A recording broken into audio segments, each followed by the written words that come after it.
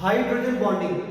Hydrogen bonding हमारी daily life में hundreds of examples और बेसिकली हाइड्रोजन बॉन्ड तब बनता है जब हाइड्रोजन किसी स्ट्रॉन्ग इलेक्ट्रोनेगेटिव एलिमेंट के साथ electrostatic forces of attraction produce कर ले। वो स्ट्रॉन्ग इलेक्ट्रोनेगेटिव एलिमेंट हो सकते हैं fluorine, oxygen, nitrogen and borderline case for the chlorine atom.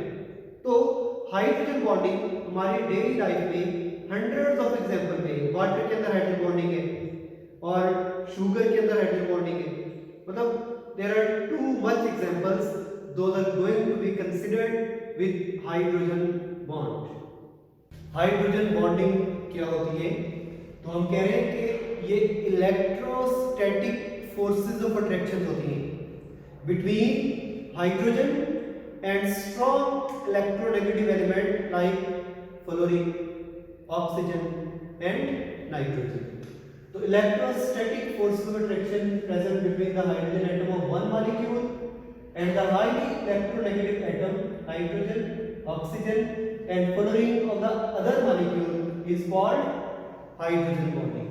These forces are 20 times less than covalent bond, क्योंकि covalent bond intra molecular force होती है और hydrogen bond inter molecular force होती है और inter molecular forces are weaker as compare to intra molecular forces. और उसका वाज़ेह सबूत कि हाइड्रोजन बॉन्डिंग 20 टाइम्स लेस है कोवलेंट बॉन्ड से, मतलब इंट्रा मॉलिक्यूलर फोर्सेस से।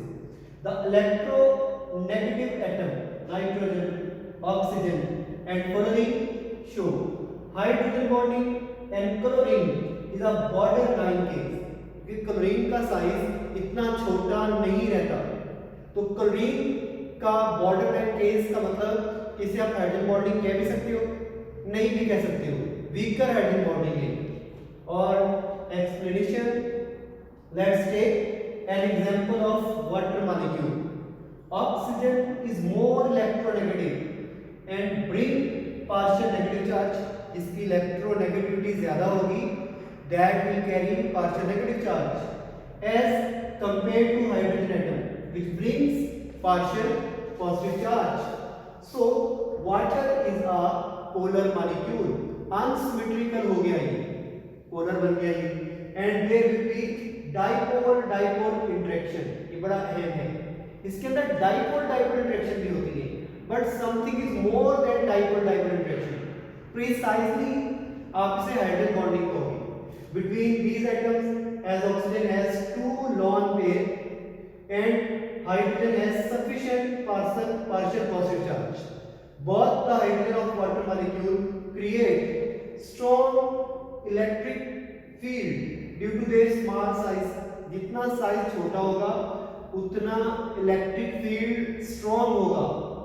तो oxygen atom of the other molecule link to form a coordinate covalent bond with the hydrogen atom using one of its lone pair of electrons.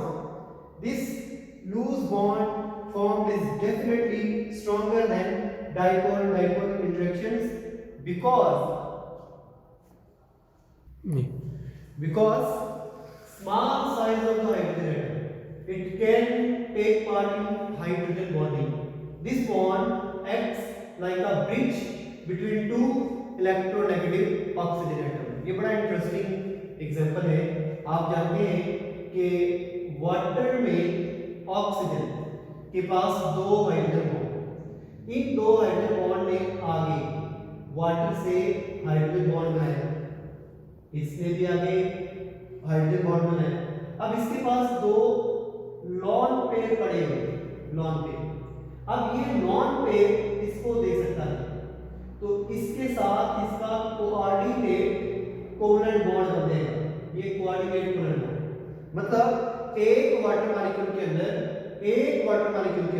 पर water molecule there are two hydrogen bond and two coordinate covalent bond. मतलब एक water 4 bond बनाता है, उस 4 bond में से 2 hydrogen bond होते हैं और 2 कोऑर्डिनेट कोवलेंट बॉन्ड होते हैं।